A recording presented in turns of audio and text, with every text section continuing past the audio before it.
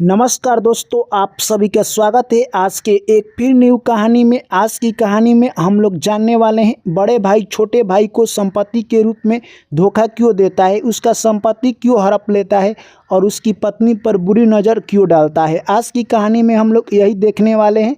और जब भी छोटे भाई के साथ बड़ा भाई करता है तो उसके साथ भगवान कौन सी सुलूक करते हैं, आप जब इस कहानी को पूरा सुनेंगे तो आपको पता चलेगा। चलिए कहानी को शुरू करते हैं। उससे पहले जो भी मेरे प्यारे साथी भाई एवं बहन और दर्शकगण चैनल पर पहली बार आए हैं, चैनल को सब्सक्राइब कर लीजिए। एक बार की बात है, एक कौवा पेड़ पर बैठा हुआ था और वो काफ़ी उदास था। इन्हीं प्रश्न उनके मन में तलाश आ रहे थे। वो सोच रहा था कि मैं इन प्रश्नों को किससे पूछूं, यानी कि बड़े भाई छोटे भाई के हिस्सा क्यों हड़प लेते हैं और उनकी पत्नी पर क्यों बुरी नज़र डालते हैं। तभी कौवा को एक बात याद आती है और वहाँ से एक लंबी उड़ान भरता है और सीधे कैलाश पर्वत पर भगवान शंकर के पास जाकर बैठता है। भगवान शंकर देखते हैं कि एक कौवा काफ़ी हाँफ कर हमारे पास आ रहा है। तभी भगवान शंकर बोलते हैं कि हे पक्षी महाराज, बोलिए आप हमारे पास इतना क्यों हाँफ कर आ रहे हैं। तभी कौवा कहता है कि हे भोले शंकर भगवान, मेरा एक छोटा सा प्रश्न है, अगर आप इस प्रश्नों का उत्तर देते हैं तो मेरी ज़िंदगी शांत हो जाएगी। तभी भगवान भोले शंकर कहते हैं कि तुम्हारा क्या प्रश्न है। कौवा कहता है कि मेरा एक प्रश्न है कि बड़े भाई छोटे भाई को क्यों उसका संपत्ति हड़प लेता है और उसकी पत्नी पर बुरी नज़र रखता है। तब भोले शंकर भगवान कहते हैं कि इसका उत्तर बहुत आसान है, मैं तुम्हें एक छोटा सा कहानी के माध्यम से समझाना चाहता हूँ। एक बार की बात है, एक राज्य में एक राजा रहा करता था जिनके 3 पुत्र थे। तीनों पुत्र काफ़ी वीर थे, परंतु राजा अपने छोटे लड़के से प्यार नहीं करता था, अपने 2 बड़े लड़के से काफ़ी प्यार करता था। यानी राजा कहे तो छोटे लड़के से थोड़ा सा नफरत किया करता था।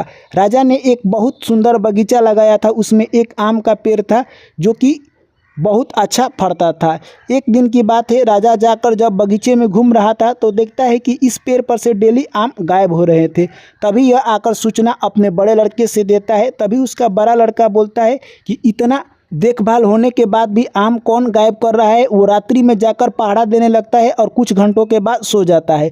जैसे ही सुबह उठता है तो फिर आम को काउंटिंग करता है तो पता चलता है कि एक आम गायब है। वो घर आ जाता है और राजा को यह सब बता देता है। उसके बाद उसका जो भाई था वो अगले दिन जाता है और वो कुछ देर रात में जगता है, वो भी सो जाता है।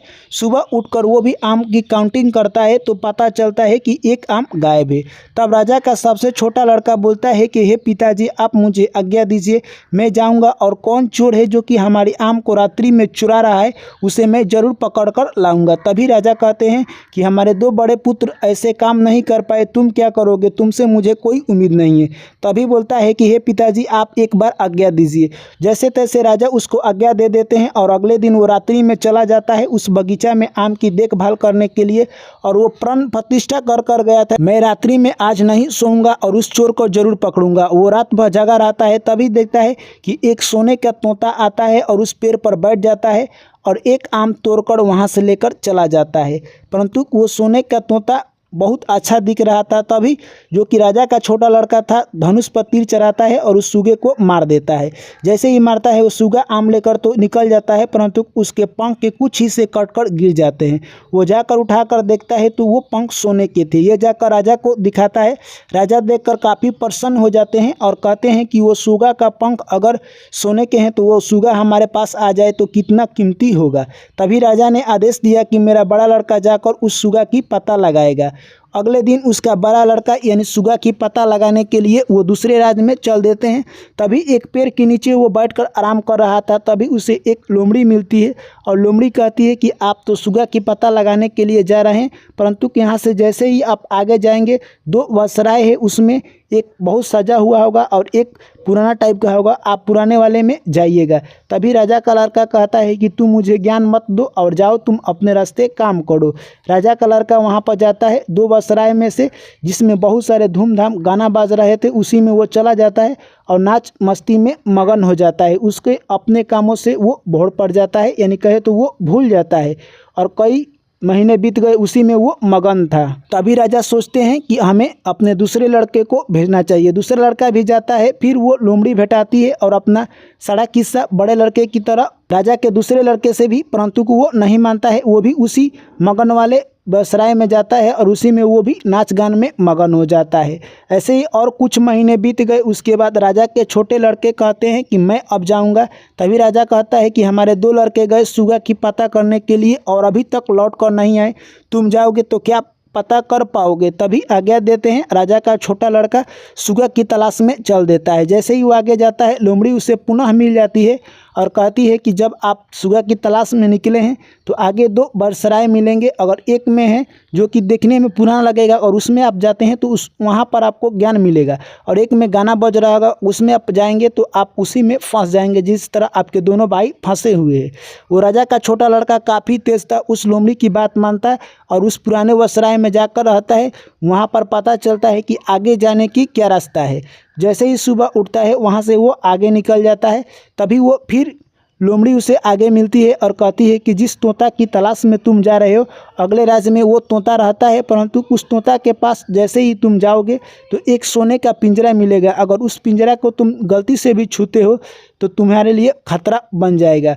वो लड़का उसकी बात मानता है और जाता है। जैसे ही राज्य में सोना का पिंजरा जैसे ही दिखता है वो लड़का उस पर मोहित हो जाता है और उस तोता को उस सोने के पिंजरा में डालना चाहता है। जैसे ही डालता है वो तोता जोर से चिल्लाने लगता है और राज के मंत्री जग जाते हैं और वो लड़का पकड़ा जाता है। राजा ने हुक्म दिया कि इस लड़के को फांसी दे दिया जाए।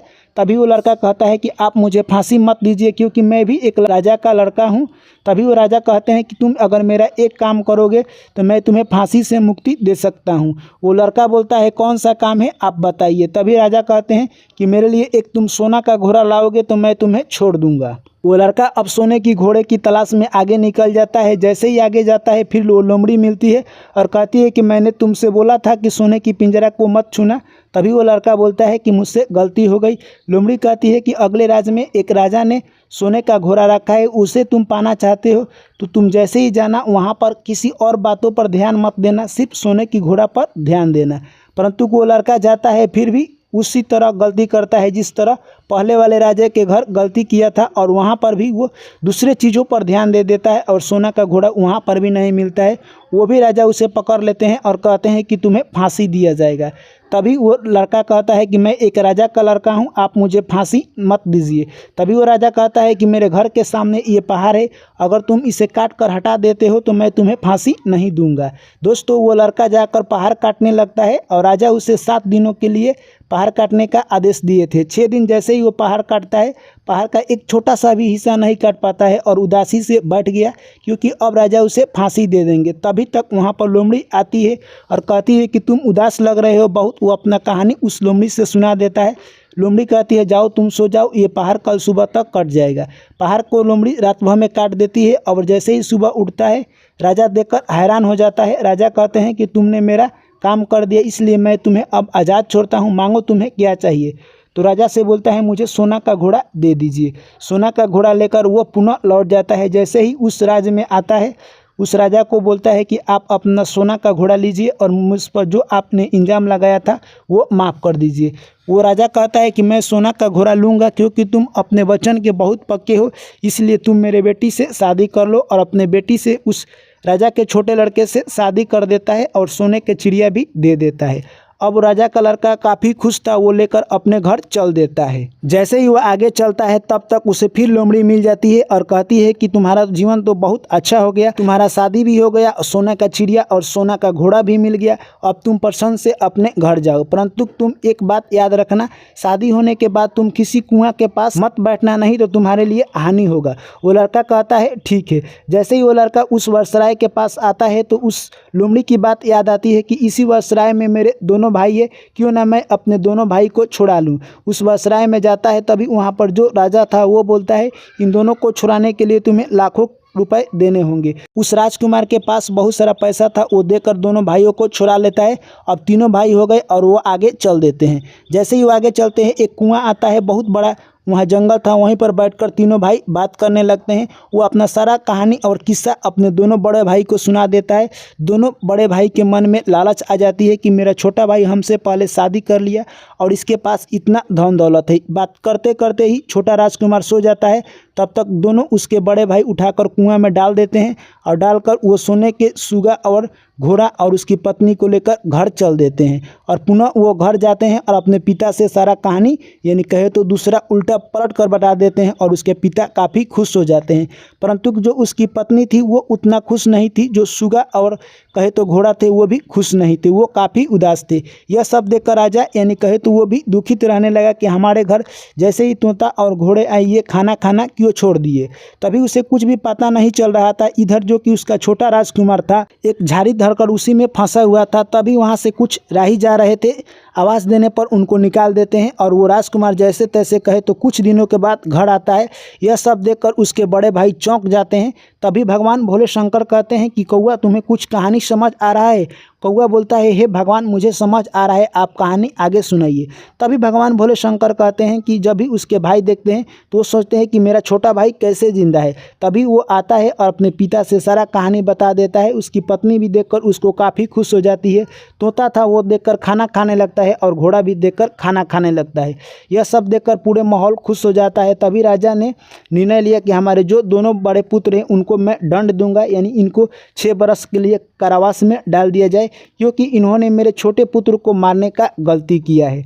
यह बात सुनते ही यानी कहे तो कौआ को समझ आ जाता है। तभी भोले शंकर भगवान कहते हैं कि तुमने देखा बड़े भाई ने छोटे भाई के साथ कैसा व्यवहार किया। बड़े भाई ने मौका का फायदा उठाकर अपने ही छोटे भाई को मौत के घाट उठाना चाहा और उसके पत्नी को लेकर अपने घर चला गया। ऐसा नहीं करना चाहिए। तभी कौआ कहता है कि हमें समझ आ गया।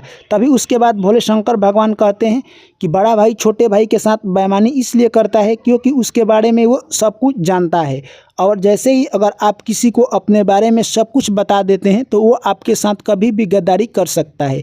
जिस तरह राजकुमार के बड़े भाई ने उनके साथ गद्दारी की, उनके जो भी धन दौलत थे वो भी ले लिए और अपने जाकर घर पिता को अपने नाम का क्रेडिट दे दिए और उनकी पत्नी को भी हर कर अपने घर ले गए।